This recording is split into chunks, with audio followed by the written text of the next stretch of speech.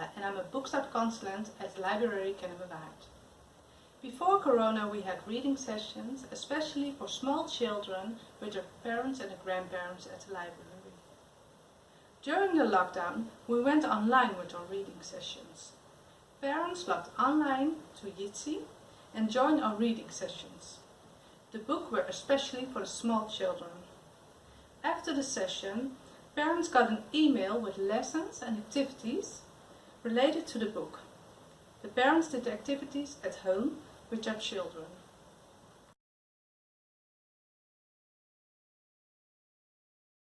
We organized our first human library in our local library branch in the city of Alkmaar in the Netherlands.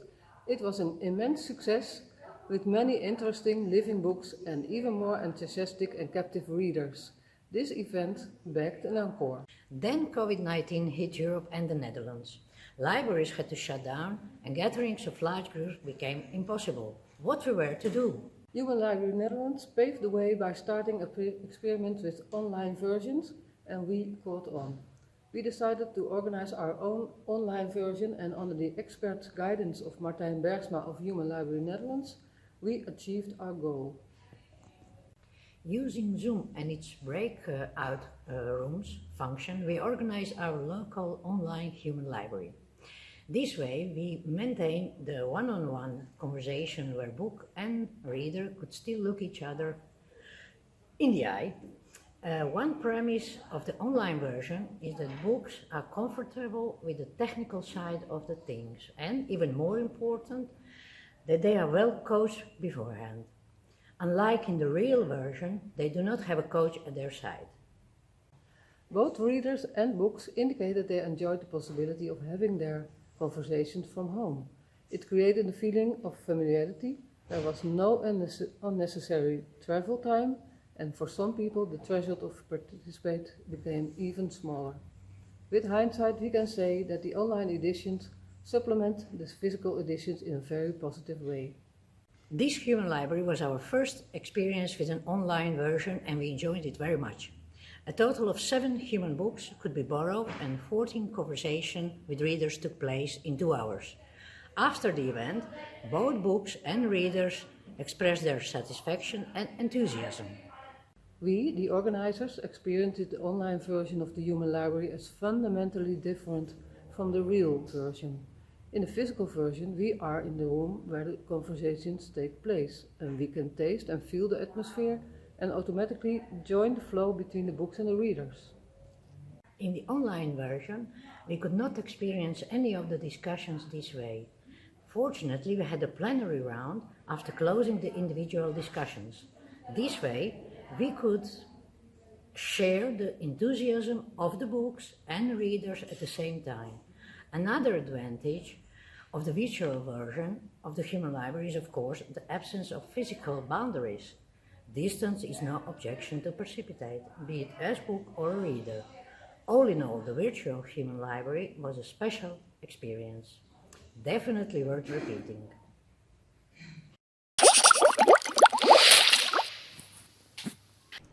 Welcome to a new episode of Video Lab Kennemerwaard. Important parts of our education department are Bookstart and Library at School, in short, the BOS. Over 20 consultants cooperate with more than 60 schools in 4 communities. To be able to keep in touch with the teachers and children during Corona lockdown, we developed 2 new platforms, DBOS Online and Videolab, in which we share activities, ideas and lessons. Our intention is to inspire teachers to create and provide lessons about books and poetry, about social media and computer programming. We also want to enthuse children and their parents by providing lessons and activities that can be done individually. By now you can already find more than 55 lessons on our platform DBOS Online. For our platform Video Online, we produced an exercise video, Fitness with Books, and a bingo game for parents who weren't able to work at home properly because their children asked for attention constantly. Not everything has to be so serious, has it? Videolab appears to be a great tool to promote campaigns on a larger scale. Last week we promoted Children's Book Week by video, and it was a great success. The idea is to create new videos in the near future to promote national campaigns. The overall purpose of the new platforms is to inspire, instruct and inform our target population.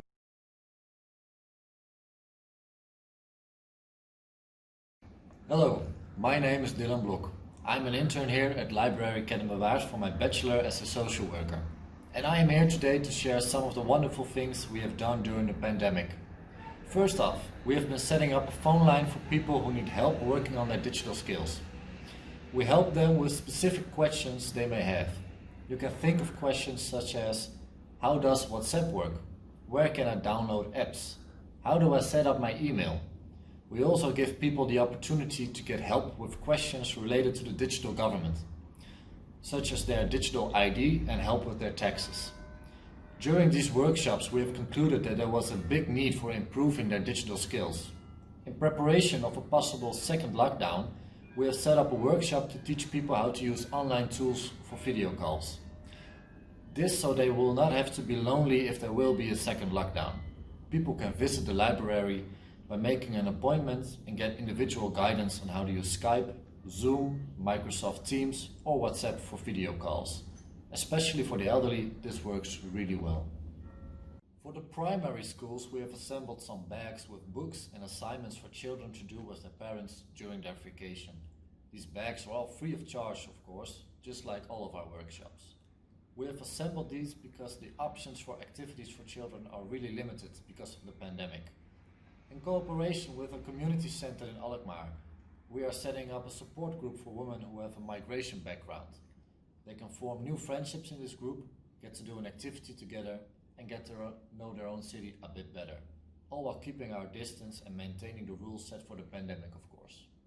In cooperation with an organization who guides young children with a form of autism, we have set up activities with different age groups to visit the museum together. This is an opportunity for them to get in touch with art and the history of the city of Alkmaar. And we give them a book about art and an assignment to do together with their parents, a stimulation of developing their language skills. We have an online workshop for people who to work on their basic language skills, computer skills, an introduction to social media, and a workshop on how to work with Microsoft Office, among other workshops. We have set up a cooperation with organizations who work with clients who cannot participate in the society on their own just yet. Think of clients who are victims of violence in their own homes, people who are unemployed, or even people who are homeless. The organization who helps these clients can send them to us and we can guide them in this online workshop to hopefully help them grow so they can be independent in our society. And finally, we wanted to get in touch with the youngsters and how they view this pandemic. What is their perspective on how our government is handling the pandemic? So we tried to get in touch with them in a way that they have an affinity with. So we hired a rapper to give a workshop on how to make a rap song, and we made a Corona rap song with them. These are just some of the examples on the things we did during this pandemic. If you have any questions on how we handle these activities, you can ask our representatives. We are always open for a conversation. Thank you for your time. Hi, my name is Sam Faber. I'm an intern here at the Library of Kennemerwaard for my bachelor as a social worker. Together with some of my colleagues, we set out to get in touch with the elderly who visit our libraries. From our database, we gathered all contact information and we set out to call every one of them. This way we could ask them if they were alright, if they had any questions for us, or if they needed help with something. This way we could make the elderly talk to someone to prevent loneliness. We could gather information on what they were possibly struggling with, and we had the opportunity to tell them about our workshops in these difficult times.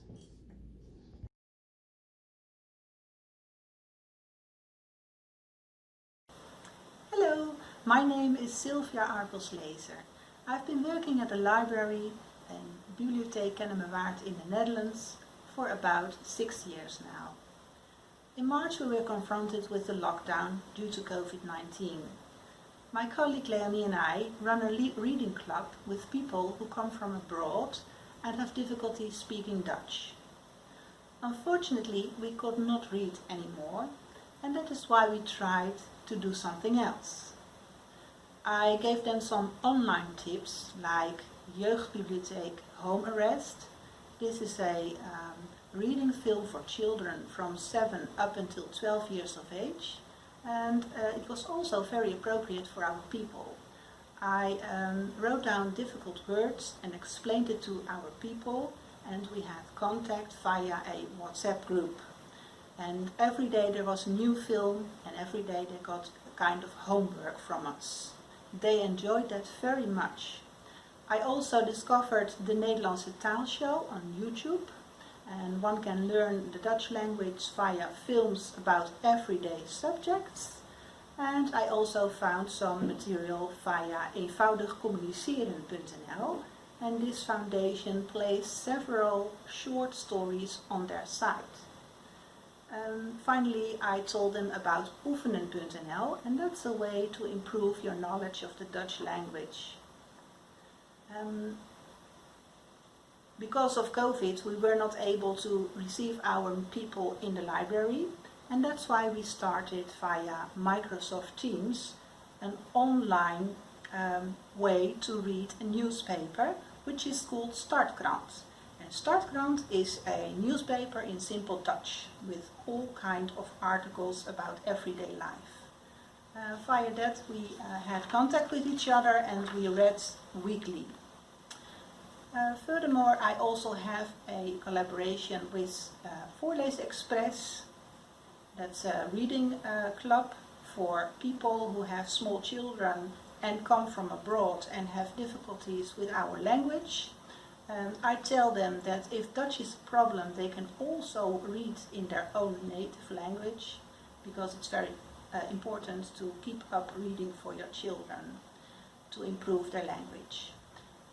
There are several thousands of volunteers at the Voorlees Express, and those people could not visit the homes anymore because of COVID. And that's why we told them all kinds of other means to improve the language via online platforms like the Voorleeshoek, the Voorleestrom, Lees Me Voor, library site, our own site, School TV, Bereslim, and worldstories.org. The people were very enthusiastic about those platforms because they were able to do lots of things from their home.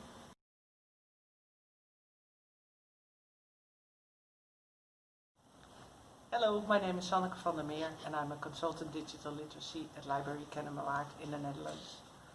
And we're talking about alternative services we offered our patrons during the lockdown and restrictions. And I'm going to talk to you about Coder Dojo. And you might think that has nothing to do with the library, but there are 110 dojos in the Netherlands, of which 80 are being run by libraries. And for our ninjas, our children, we went online with Dojo at Home, and we offered online courses, online dojos for children all over the Netherlands. And we offered an online dojo at home for our volunteers, because they're normally at work at the library and they help out with activities and other things. And in normal situations we offer them courses during the year, like for instance something about Office 365 or something else, something that has to do with the library. So we offered them a dojo at home. And there were about 8 elderly volunteers who have learned how to program in Scratch. Also, in normal situations, there are courses for our employees to take part in, Office 365 or digital skills or self-organization, all kinds of stuff that are being offered nationally. But the most popular course in our library was the power of napping. And I thought, this is not a good idea, we need something else. So I held several dojos at home for my colleagues as well, and there's quite a few who've learned that programming isn't that scary, and it's fun to play with robots, and they've learned how to build websites and make their own game in Scratch. Thank you.